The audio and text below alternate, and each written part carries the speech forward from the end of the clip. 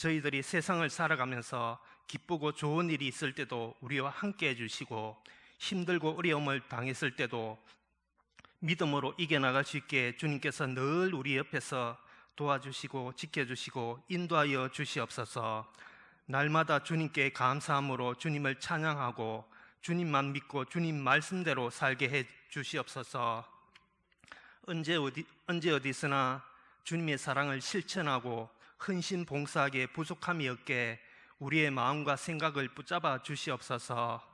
이 시간 우리를 위해서 말씀 전하신 목사님을 축복하여 주시고, 말씀을 선포하실 때 한마디 한마디 귀담아 듣게 해주시고, 하늘의 기쁨과 소망으로 넘쳐나는 은혜로운 시간 되게 해주심을 원합니다.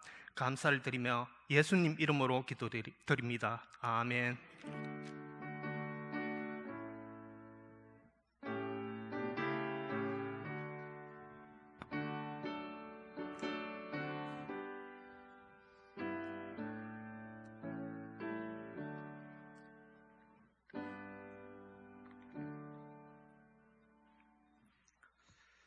하나님의 말씀은 로마서 5장 12절 말씀.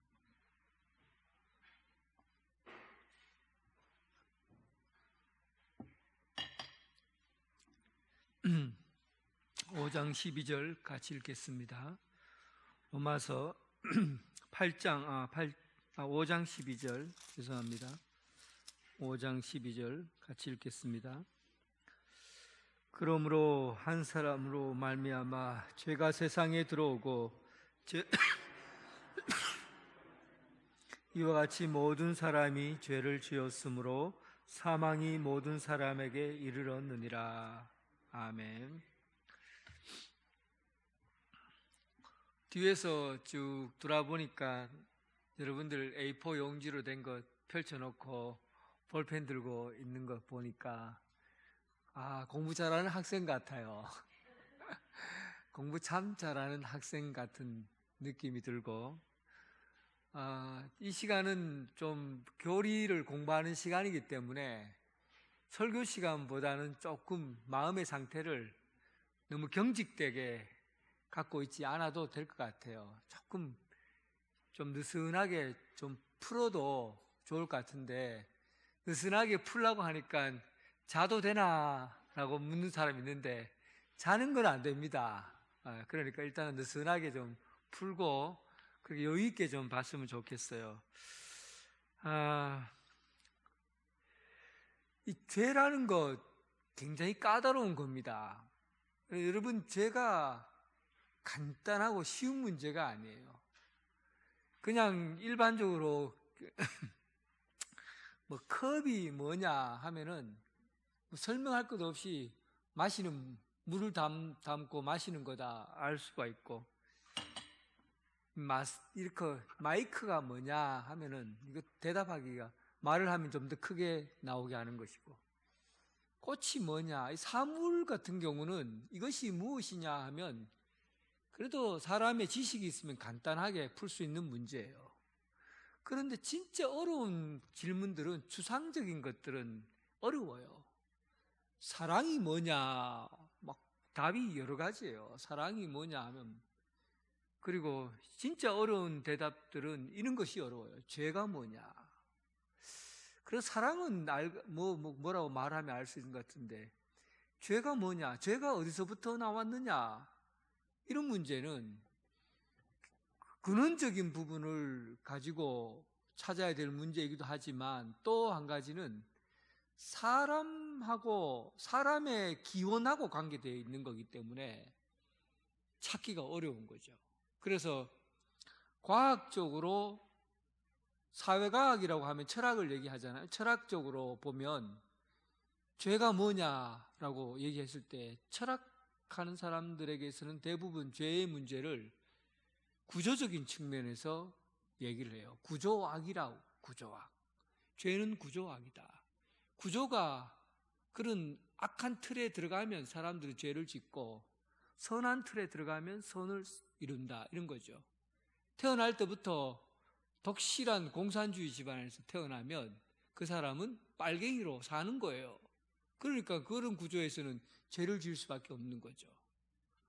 그러니까 그 구조가 어떠냐에 따라서 사람이 결정된다고 보는 게 이 철학을 하는 사람들의 입장이에요. 심리학자들은 죄를 뭐라고 하느냐 하면, 심리학자들은 인간이 죄를 짓는 것은 처지나 환경에 따라서 죄를 범하게 된다는 거죠. 태어날 때 여러분 가난한 집에서 진짜 도둑질 않으면 살 수 없는 그런 집에서 애가 태어났으면요, 제일 먼저 배우는 게 애가 도둑질이에요. 그리고 엄마 아빠가 막 애 욕하고 때리고 막 쌍욕하고 이런 집안에 태어나면 애들은요 자연스럽게 욕부터 배워요. 그게 일상적인 언어예요. 그래서 죄를 환경이나 처지에 따라서 인간의 죄가 결정이 된다. 죄는 환경과 처지에서 나온다. 또 일반적인 도덕을 갖고 있는 사람, 도덕률이 강한 사람들, 공자의 영향을 받은 유교와 같은 그런 형태의 사람들은 이 죄는 도덕에서 벗어나는 것을 죄라고 그러죠. 그러니까 부모를 공경하라, 부모를 공경하지 않으면 죄다. 나라에 충성하라, 나라에 충성하지 않으면 죄다. 이런 도덕률을 놓고 도덕률에서 벗어나면 그 죄라고 보는 겁니다. 사실은 일반적인 인식인 것 같아요. 일반적으로 인식이요. 사람들에게 물어보면 네 죄 짓나 물으면 에이 나 그래도 착하게 살았다 아이가. 그래 착하게 살았나. 그래 네 그럼 착하게 살면은 천국 가겠네, 좋은 데 가겠네. 그럼 아유 그럼 내 그래도 뭐 지옥 갈 만큼 나쁜 짓 안 했다. 나 지옥 갈 만큼 나쁜 건 그래도 좀 선하게 산 편 아이가. 난 그래도 괜찮다.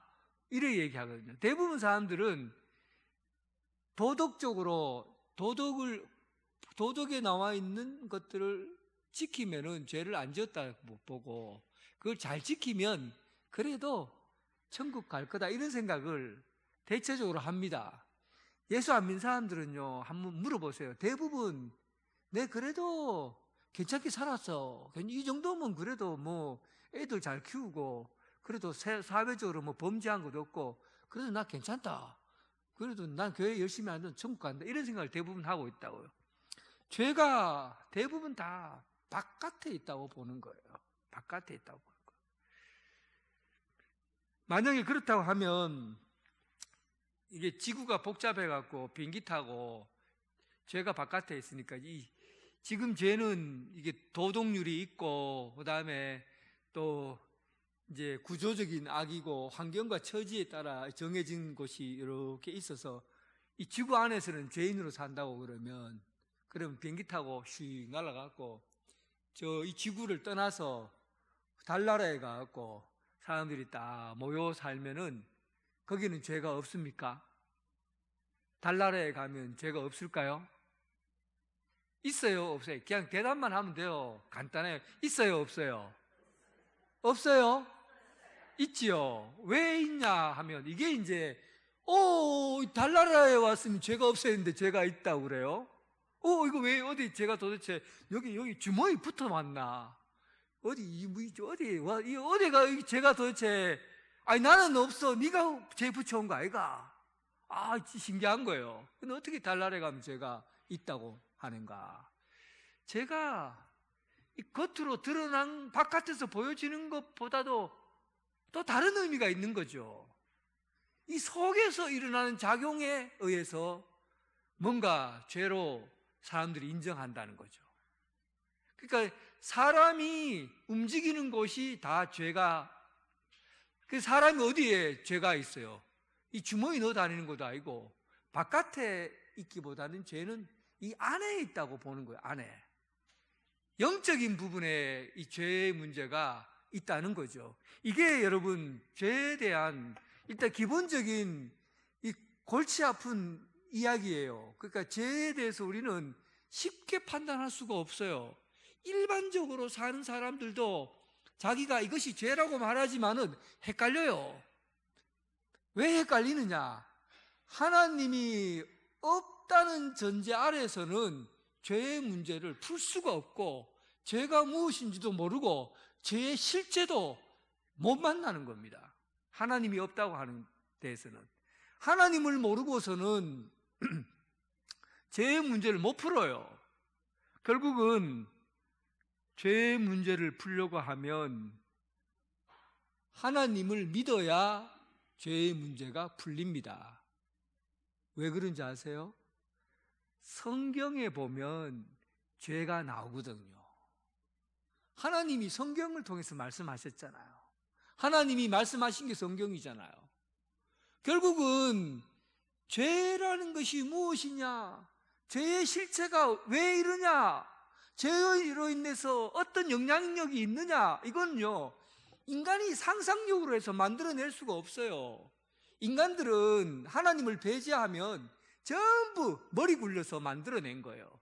도덕을, 윤리를 잘 지켜야 된다, 구조악이다, 또 환경과 처지에 의해서 죄가 나온다. 이거 전부 다 인간이 상상해서 만들어낸 거라고요. 자기들이 이렇게 만들어 놓은 거예요. 이 정도면 죄가, 이게 죄가 확실해. 이거는 죄야 하고, 그래도 자기들 나름대로 정해놓고 한 거죠. 하나님을 모르면 전부 거짓말장이에요. 어리석은 자예요. 그래서 성경에 보면 인간이 가장 어리석다고 말할 때 무엇을 두고 얘기하느냐 하면 하나님이 없다 하는 자를 어리석다고 한다. 자기가 아는 것이 진짜 아는 것인지도 모르고 거짓말로 만들어 놓고는 그걸 사람들에게 믿으라고 하니 이거 하나님이 없다고 하는 것이 얼마나 심각하겠어요. 그래서 죄의 문제를 어디서 찾아야 됩니까? 죄가 무엇인지 알려면 어디서 찾아야 됩니까?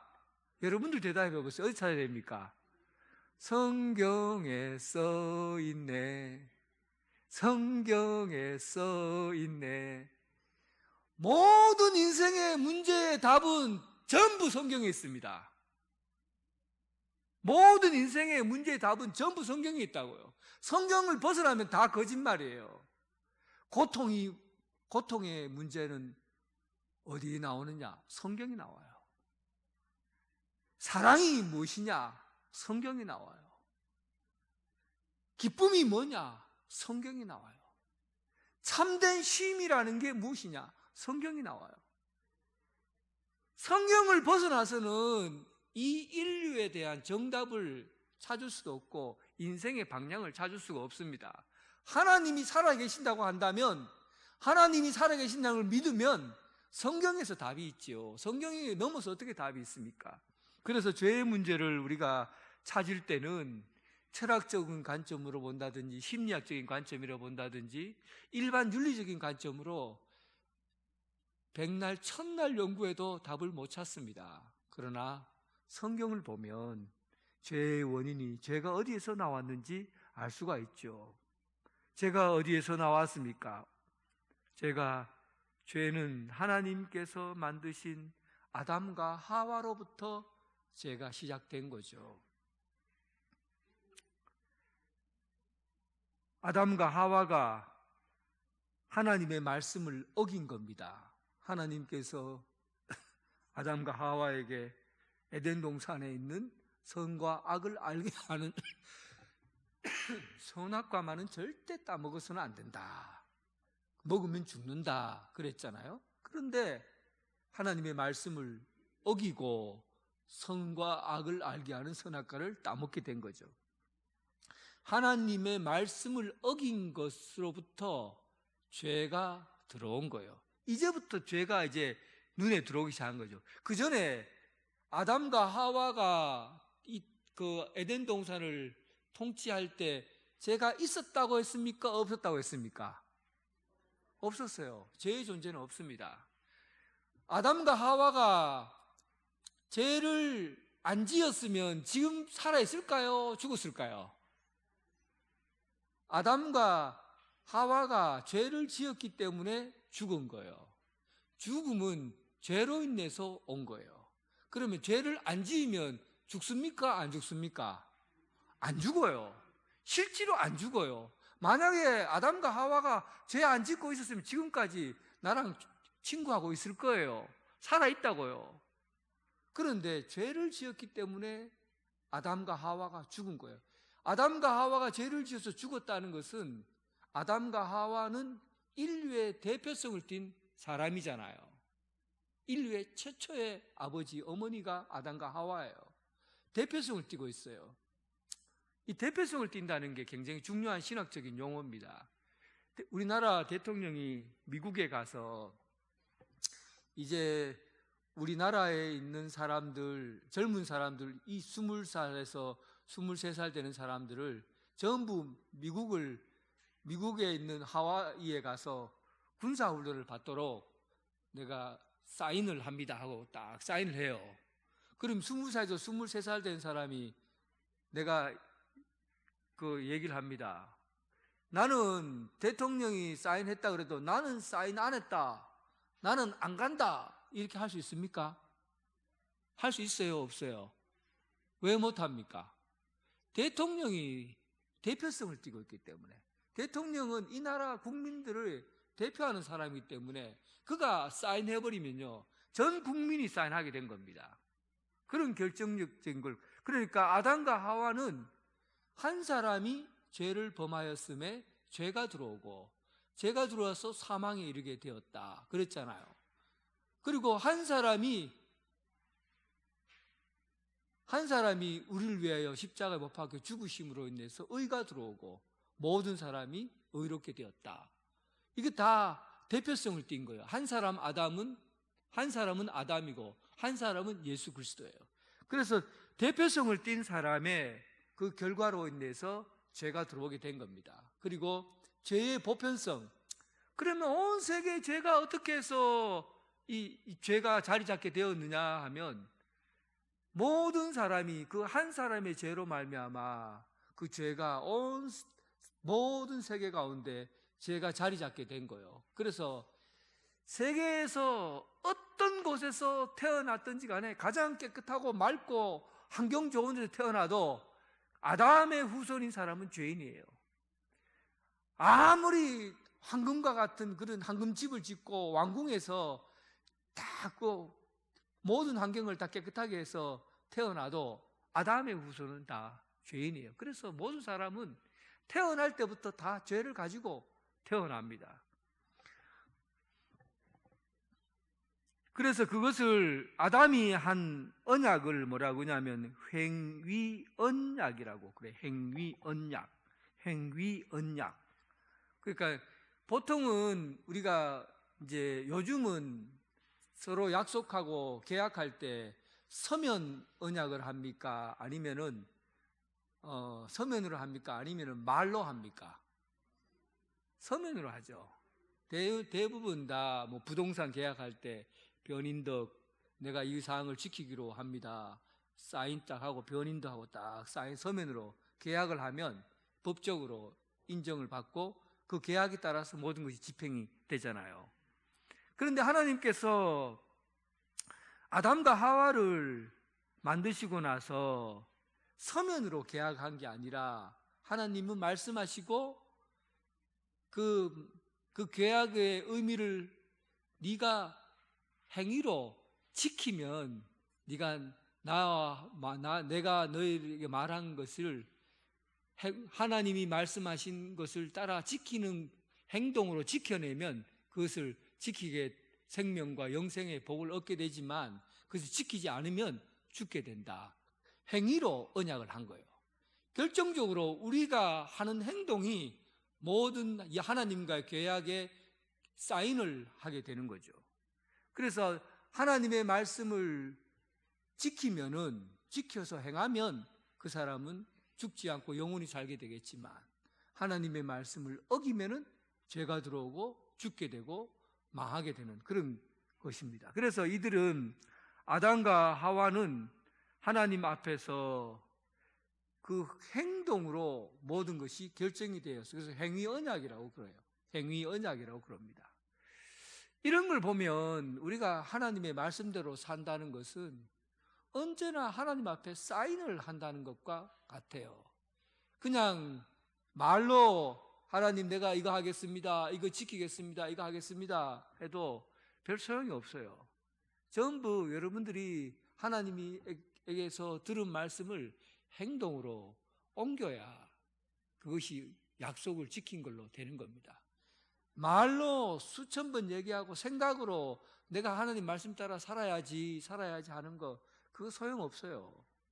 생각을 아무리 많이 한다고 해도 한 번 발 안 옮기면 소용이 없는 겁니다. 발 한 번 옮기는 행동이 중요한 거죠. 여러분들이 하나님 앞에 한 약속들은 행동으로 옮기지 않으면 그 약속은 무효입니다. 아무 소용이 없어요. 그러니까 행위 언약이라는 것, 이거 태초에서부터 시도되었던 거예요.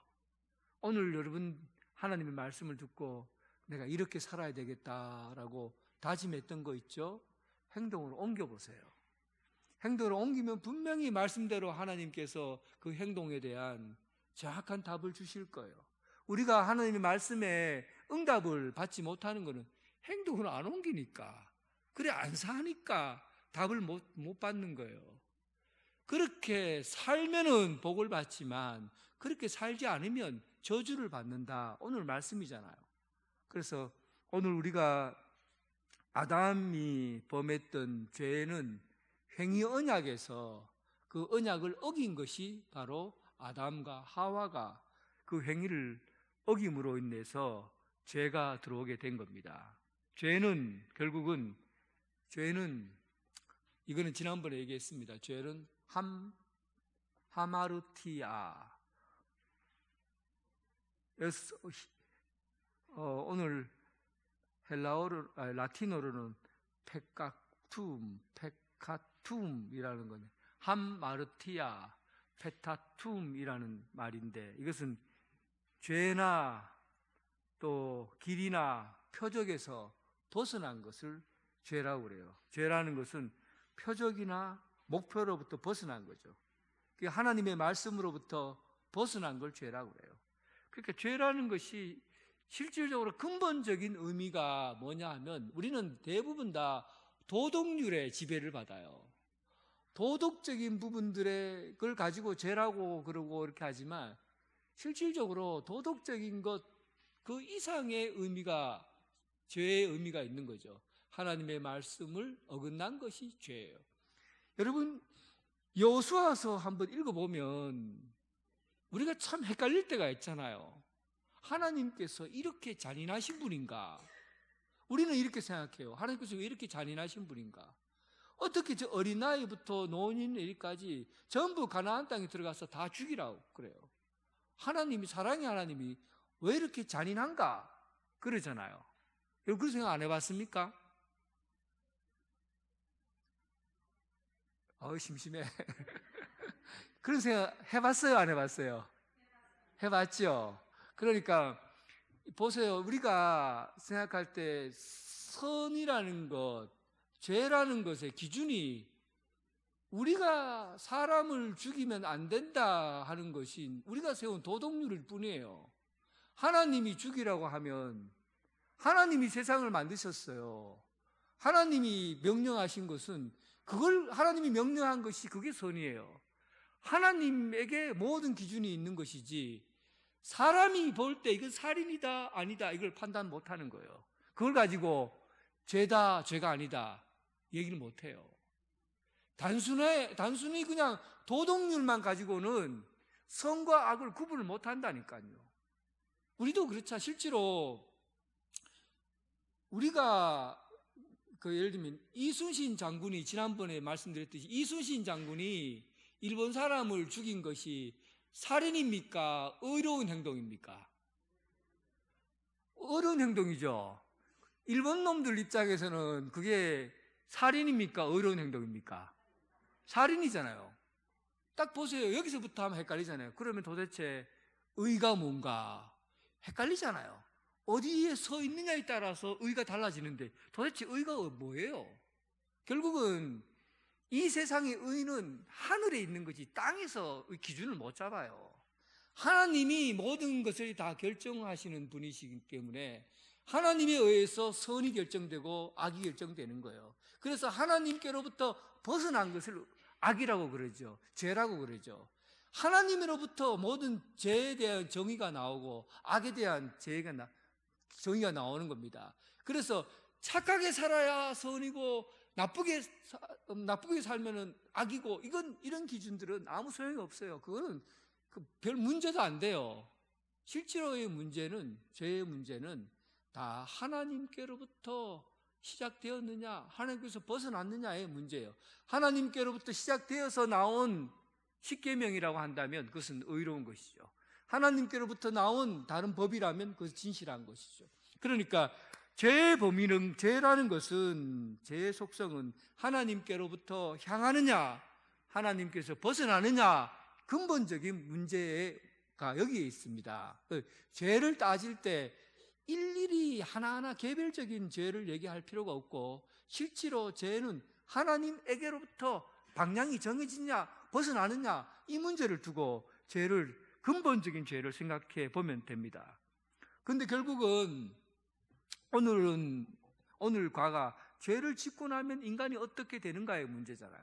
죄를 짓고 나면 인간은 어떤 상태가 되는가, 그것도 성경에 나와 있어요. 인간이 죄를 짓고 나면 행위 언약을 위반한 즉각적인 결과는 어떻게 되가요? 인간에게 죄가 들어왔고, 현실은 비참하게 되었다. 그거 다 쓰여 있는데, 행위 언약에 위반한 즉각적인 결과는 인간에게 죄가 들어왔고, 이제 죄가 여기서 들어왔다는 거예요. 죄가 어디서 나왔어요? 인간이 하나님의 언약을 어겼기 때문에 죄가 들어온 거예요. 죄는 이제 죄가 보여요. 우리 세상 사람들이 못 보는 죄가 보여요. 그러고 나면 인간은 어떻게 되느냐? 비참하게 된다는 거죠. 죄가 들어와서 인간이 비참하게 돼요.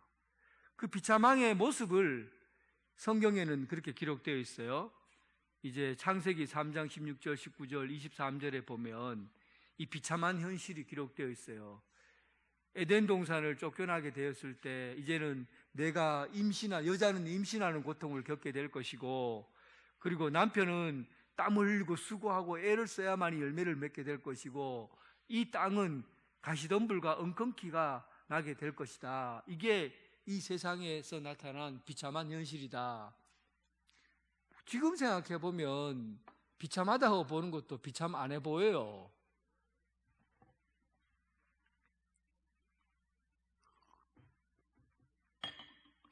살아보니까 애 놓는 것도, 미안합니다 여자분들, 애 놓는 것도 놓을만 하잖아요. 이래 얘기 되나 모르겠다.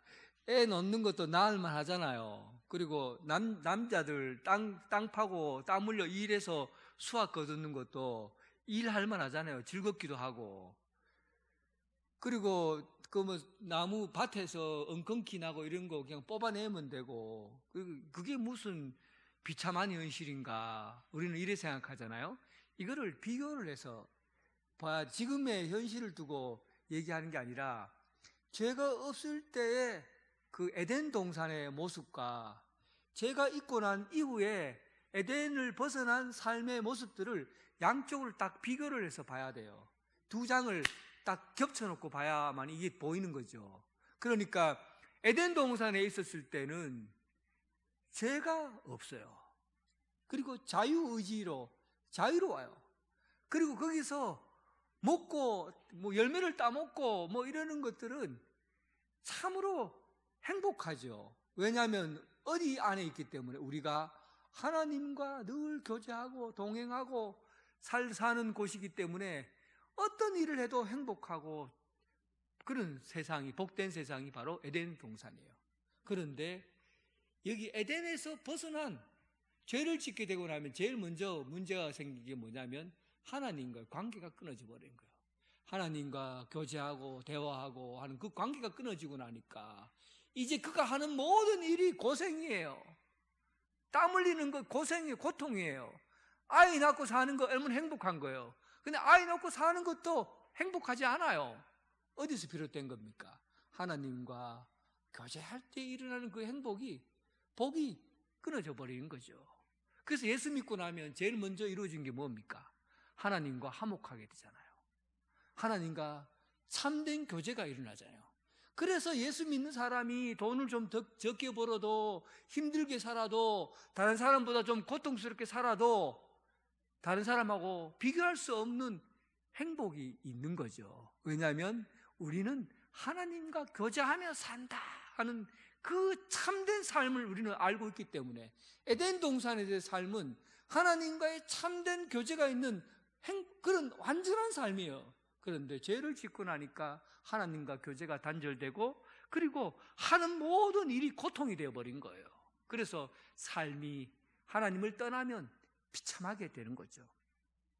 죄를 짓는 상태는 그래서 비참한 상태가 되는 겁니다. 하나님을 떠나서 사는 그런 형태의 삶이 되게 되죠. 그리고 밑에 보면 사람이 죄를 지으면 두 가지 결과가 발생하는데, 죄를 지으면 두 가지 결과가 발생해요. 하나는 죄에 대한 죄책, 죄값이고, 두 번째는 죄에 대한 부패가 일어난다는 겁니다. 옛날에 여러분 교도소의 다른 이름이 뭔지 압니까? 갔다 오신 분 잘 아시네요. 옛날에는 다 형무소였어요. 근데 요즘은 뭐라고 그럽니까? 교도소라고 그래요. 형무소와 교도소의 차이점을 아시나요? 형무소는 죄값을 치르는 것을 형무소라고 그래요. 내가 도둑질을 했잖아요. 도둑질 했으면 1년형을 살고 1년형을 산다. 그럼 1년형이 그 죄값을 치르는 거예요. 그래서 형무소는 죄값을 치르는 거예요. 근데 교도소는 죄값을 치르고 나도 죄의 그 부패된 썩은 모습이 그대로 남아있다는 거예요. 도둑질한 놈이 어디 가나? 그러니까 그 도둑질한 버릇이 어디 가냐? 죄값을 치른다고 해서 남아있다는 거죠. 그래서 교화시키는 걸 한다는 거예요. 형무소에서 교화시키는 거죠. 부패를 막으려고 교화를 시키는 거죠. 그래서 형무소보다는 교도소라고 한 거죠. 근데 사람들이 교도소라 안 가라고 뭐라 그러는지 아세요? 학교라 그래요. 학교라 그래요. 가서 도둑질도 더 잘 배우고, 강도질도 더 많이 배우고, 나쁜 짓도 전문적으로 배운다고 그래요. 그래서 학교라 그래요. 요즘은 교도소라 안 그러고. 그래서 교화가 안 된다는 거죠. 실제로 인간이 죄를 지으면 딱 나타나는 거예요. 죄를 지으면 사람들도 알아요. 죄를 지으면 그 부패한 흔적이 그대로 남아있는 거죠. 죄를 짓고 죄값을 치르더라도 부패는, 썩은 인간이 부패된 모습이 있다는 거죠. 그래서 죄를 지으면 여러분들에도 동일해요. 죄를 지으면 죄값을 치러야 되고, 또 죄값을 치르지만은 또 그 남아있는 게 뭡니까? 인간은 부패해진다는 거죠. 부패해요. 그래서 그 부패한 흔적이 죽음으로 나타나는, 부패한 거죠. 그러면 이 범죄자들이 죄책과 부패를 가져오기 때문에 이제 문제는, 그러면은 이제 이 죄책과 부패를 가져오는 인간은 그러면 어느 정도로 썩고 어느 정도로 괜찮습니까? 부분적으로 죄를 지었고 부분적으로 어렵습니까? 아니면 온전히 다 썩었습니까? 이런 문제가 나와요. 이제 이게 굉장히 신학자들이 많은 계보가 사실 있어요.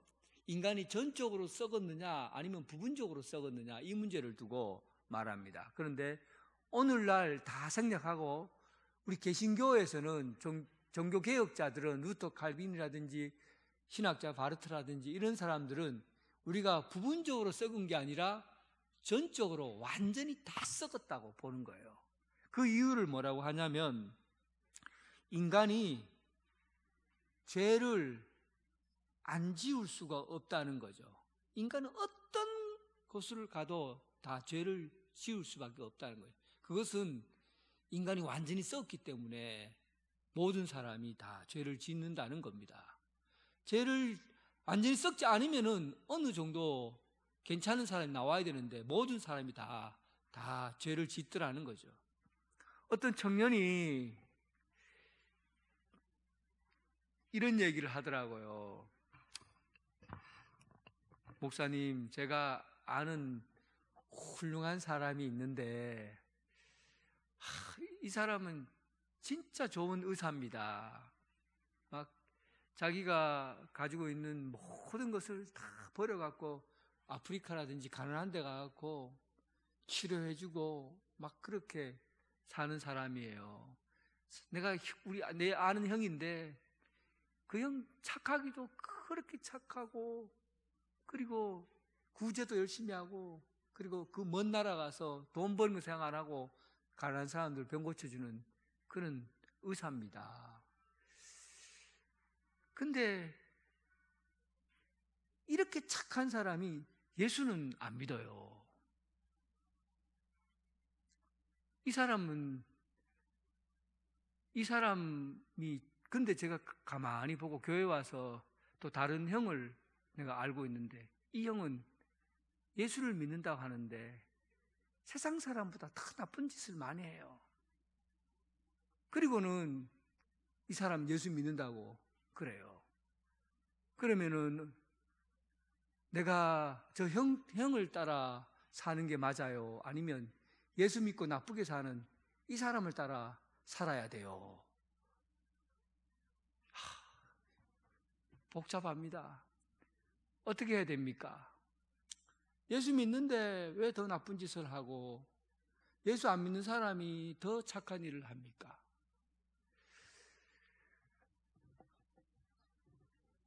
그래서 제가 일단은 이렇게 얼버무렸어요.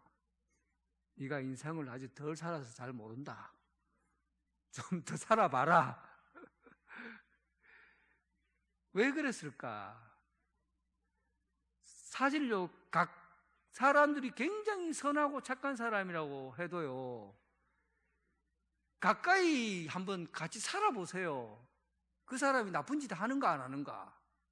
겉으로 사람들 앞에서는 선한 일 하는데 가까이 한번 집에서 들어가 살아보세요. 그 사람 나쁜 놈인가 안 나쁜 놈인가. 살아보면 다 안다니까요. 이 세상에 진짜 막 선해보고 이런 사람도요, 가정에 딱 들어가 봐서 한번 부부 생활 하는 거 한번 보세요. 거기에서 안 싸우고 둘이 그냥 평생 그렇게 착하게만 사는가? 여기 착하신 분들 내가 한번 이름 대고 한번 물어볼까요? 한 번도 안 싸우고 나쁜 짓 안 하고 그렇게 사는 사람 있습니까? 천사인 여러분. 그래 살았어요? 실제로 아니요 그잖아요 벌써. 여러분 살아나온 거를 비디오로 탁 찍어갖고요, 가정생활 했는 거를 비디오로 찍어갖고 여기서 한번 촬영을 탁 하면요, 제가 제일 먼저 도망갈 겁니다. 살아온 이야기를 한번 어릴 때부터 살아온 얘기를 막 찍어갖고 팍 보여주면요, 저는 벌써 도망갑니다. 여러분들 못 쫓아오도록 제일 빨리 도망갈 거예요. 아무리 선하게 사는 사람도요, 가까이 근접해서 보면은 다 나쁜 놈이에요. 죄를 짓고 나쁘게 산다니까요. 그러니까 우리가 생각하는 착하다고 눈에 보이는 것이 우리가 그냥 겉으로 보기는 대단한 사람인 것 같지만 실제로 그 내면을 들여다보면 그렇지 않을 수 있다는 걸 알아야 돼요. 인간이 다 부패했기 때문에, 인간은 전부 부패했기 때문에 그렇거든요. 옛날에 우리 정말 인기 연예인이었던 최진실 얼굴 표정 보세요. 천사. 나는 최진실이 얼굴만 보면 천사가 하늘에서 내려온 것 같았어요. 저 사람은 천사다. 그런데 어느 날 자살했잖아요. 마음의 그 괴로움을 견디지 못해서 자살했잖아요. 어떻게? 그러니까 우리가 보는 건 다르다니까요. 우리가 그냥 이렇게 보니까 막 대단한 것 같고 막 그런 것 같지만 실제로 가까이 들여다보면요, 다 악해요. 나빠요. 죄가 있어요. 그거 왜냐하면 우리가 전부 죄인이고 부패했기 때문에 그래요. 그런데 우리가 살 수 있는 길이 뭐냐? 이 부패의 몸이 살 수 있는, 어떻게 하면 제대로 살 수가 있냐? 죄인 이렇게 살다가는 전적으로 부패해서 다 죽게 생겼어요. 여러분들도 이제는 죄를 지었고 죄값을 치러야 되고 또 썩어갖고 냄새나고 이제는 다 부패해갖고 이제는 살 길이 없어요. 그런데 하나님께서 우리에게, 여러분들만 아세요. 혹시 이 얘기가 너무 좋거든. 친한 사람인데 한 사람인데만 얘기해요. 여러분들이 정말 부패나고 죄가 많고 썩어갖고 냄새나고 이제는 여러분들 다 죽게 생겼으니까 하나님이 사랑하는 예수 그리스도를 보내셔서 이 사람들이 살 수 있는 죄값을 일단 예수님이 십자가를 지시고 죄값을 다 해결해 버렸어요. 그리고 완전히 썩어져 없어져야 될 것을 의롭지 않는 몸을 의롭다고 어떻게 했다고요? 의롭다고 한 겁니까? 의롭다고 인정한 겁니까? 의롭다고 인정한 거예요. 이신칭이라는 것은 의롭다고, 의롭지 않지만 의롭다고 인정한 거예요. 그래서 예수 믿어도 죄의 흔적은 그대로 남아있는 거예요. 예수 믿어도 죄를 짓는 것은 예수님께서 완전히 죄를 용서해주고 죄값을 다 치러줬지만, 그러나 육신의 몸을 갖고 있는 동안에는 죄의 흔적이 남아있는 거예요. 그래서 육신의 몸이 남아있을 동안에는 의롭다고, 의롭지 않지만, 지금도 죄 짓거든요. 의롭지 않지만 예수 믿기 때문에 의롭다고 어떻게 해준다고요? 인정해 주는 거예요. 그래서 우리가 의롭다고 인정받는 의인이에요. 그러나 죄는 갖고 있어요. 죄값은 다 치러졌어요. 완전히 해결해 줬어요. 지금은 어떤 문제가 남아있느냐? 여기 핵심이에요. 지금은 우리가 어떤 문제가 남아있느냐? 왜 예수 믿어도 더 나쁜 놈처럼 살고 더 악하게 삽니까? 이거는 예수를 믿어도 성화의 과정을 겪지 않았기 때문에 그래요. 성화의 과정을 겪는다는 것은 오늘 로마서 8장 12절에 나오죠. 그러므로 형제들아, 우리가 빚진 자로 돼 육신에 져서 육신에 살 것이 아니라 너희가 육신대로 살면 반드시 죽을 것이로되 영으로서 몸의 형식을 구하면 살리라 그러잖아요. 결국은 우리가 죄를 짓게 되는 것은 육신이 있기 때문에 죄의 흔적이 그대로 남아있어요. 죄의 흔적, 죄가 지배하는 것.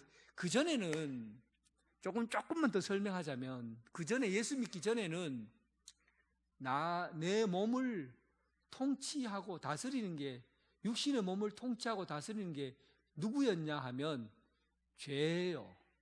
죄가 아담 속으로 싹 들어옴으로 인해서 그때부터 죄가 들어와서 우리를 비참하게 썩게 만들고, 그리고 우리의 의지를 완전히 통치하고 지배하게 된 거예요. 그래서 죄를 안 지으려고 해도 죄를 짓게 되고, 죄 짓지 말아야지 하면서도 죄를 짓게 되고, 죄가 이제는 우리를 완전히 지배하게 된 거죠. 그런데 예수 그리스도를 믿고 예수님께서 우리를 의롭다 하심으로 인해서 우리 몸의 통치를, 영은 완전히 자유롭게 되고, 육신은 하나님께서 우리를 통치하시고 지배하심으로 다스리게 된 거죠. 그런데 육신 안에는, 몸 안에는 죽기 전까지는 아직도 옛날에 육신의 흔적들, 죄의 흔적들이 남아있는 상태예요. 이것이 언제 해결이 되냐 하면, 우리가 죽으면 부활의 몸으로 다시 몸이 바뀔 때 이 몸이 완전히 흔적까지 다 없어지고 깨끗하고 정결한 몸으로, 완전한 의로운 몸으로, 예수 그리스도의 몸으로 완전히 바뀌어질 때가 우리가 죽을 때예요. 그리고 부활할 때죠. 부활하면 완전히 바뀌어져요. 그 전까지는 육신의 몸을 갖고 있기 때문에, 그러나 예수 믿기 전에는 죄의 통치를 받았다면 이제는 누구의 통치를 받습니까? 성령의 통치를 받는 거죠. 그래서 성령의 다스림을 받고 끊임없이 성령님께서 내 몸을 인도해 주시고 죄악 가운데서 벗어나게 해달라고 성령의 뜻대로 살면은 우리가 의로운 삶을 살게 되지만, 그러면 우리가 죄에서 벗어나서 참된 선한 의지를 가지고 살아가게 되지만, 육신을 따르지 않고 육신을 따르게 되고 죄의 흔적을 쫓아 살게 되면 우리는 계속해서 나중에는 육신의 죄의 지배까지도, 옛날에 지배 안 받았는데 죄의 지배까지도 통째로 다 빼앗기게 되면 그 사람은 다시 타락한 몸으로 돌아갈 수 있다는 사실이에요. 이거 여러분 몰랐죠? 그냥 가만히 있으면 되질 않아요. 육신의 지배를 받고 통치를 받고 있는 우리가 아니라 성령의 지배를 받고 있는 우리들이 이제 예수 그리스도를 믿는 사람으로서 이 성화의 과정을 겪고 나가야 된다는 겁니다. 구원파는 이걸 싹 삭제해버린 거예요. 구원파는 예수 믿으면 무조건 다 천국 간다고 보는 거죠. 그 성화의 과정을 싹 빼버려요. 육신의 죄를 짓고 거기에서 내가 하나님의 말씀과 뜻에 따라 살지 않고 계속해서 죄의 지배, 죄의 통치, 옛날을 그리워하면서 돌아가게 되면 돌아갈 수 있습니다. 돌아갈 수 있어요. 여러분들 돌아가시겠습니까? 옛날의 모습으로 돌아가시겠습니까? 아니면 오늘 그러자니 육신대로 살면 반드시 죽을 것이로되 영으로 몸의 형식을 구하면 살리라. 육신대로 살면 죽어요. 육신의 통치를 받지 말라고요. 사랑하는 성도 여러분, 죄라는 거는 굉장히 어려운 이야기인 것 같지만 실제로 우리가 체험하고 보고 느끼고 결정할 수 있는 문제가 죄의 문제예요. 그런데 우리는 예수를 믿잖아요. 예수를 믿으면 이제는 죄의 통치에서 벗어났어요. 누가 우리를 지배합니까? 이제 성령께서 우리를 지배하시고 다스리셔요. 그래서 우리는 우리가 살아가야 될 유일한 살 길은 성령의 지배 아래 복종하고 순종하며 사는 겁니다. 영의 지배, 성령의 지배 아래 통치와 다스림으로 살면 우리가 이제 죄에서 벗어나서 온전한 성화의 길을 걸어가게 되는 것이죠. 사랑하는 성도 여러분, 육신의 뜻대로 살지 말고 몸의 형식을 죽이고 영으로서 몸의 형식을 죽이고 성령을 따라 살아가는 여러분 되시길 주님의 이름으로 축원합니다. 하나님 아버지, 참으로 심각하고 비참한 현실에 처했던 우리들을, 우리가 죄인으로 살면 육신의 지배를 통해 온전히 죽을 몸으로 살았던 이 죄인들을 예수 그리스도를 통해서 우리가 죄의 형벌을 면하게 하시고 그리고 의롭다고 인정해 주시는 하나님의 은혜에 감사합니다. 이제 은혜 아래 살게 하시고 성령의 통치와 지배 아래 살게 해 주셔서 옛것을 버리고 새 옷을 입고 새로운 하나님의 세상을 살아가는 성도들 되게 하여 주옵소서. 예수님 이름으로 기도드립니다. 아멘.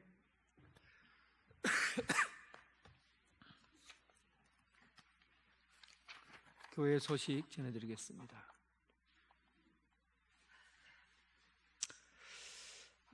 이제 우리 울산 노회가 4월 16일 날 있고요. 성노회가 되도록 기도해 주시기 바랍니다. 재직 세미나 4월 28일 날 있습니다. 그때 3시부터 예배하고 난 다음에 그때 재직들 별로 모임을 하도록 그렇게 해서 모임 안에서 좀 토론도 하고 그런 시간을 좀 가질 겁니다. 잘 준비해 주시고 기도해 주시기 바랍니다. 중고등부 청년부 단기 선교를 위해서 이런 바자회 물품을 받습니다. 정교인 봄 야외 예배가 5월 12일이 있고요. 그리고 지영세 권사 아들 정민국 군이 결혼식이 4월 20일 있습니다. 축하해 주시기를 바라겠습니다. 찬송가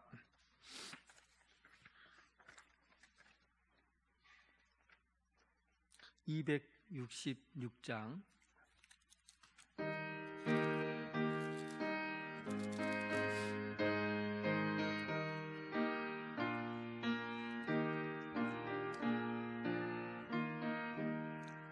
주의 피로 이룬 샘물 참 깊고 넓도다. 구원하는 그 신능력 다 찬송할지라. 찬송하세 주의 보혈 그 샘에 지금 나아가 죄에 깊이 빠진 이 몸 그 피로 씻어 맑히네. 죄악 세상 이김으로 거룩한 길 가는 나의 마음 성전 삼고 주께서 계시네. 찬송하세 주의 보혈 그 샘에 지금 나아가 죄에 깊이 빠진 이 몸 그 피로 씻어 맑히네. 주 예수를 깊이 아는 놀라운 그 은혜 하늘나라 즐거움이 매일 새롭도다. 찬송하세 주의 보혈 그 샘에 지금 나아가 죄에 깊이 빠진 이 몸 그 피로 씻어 맑히네.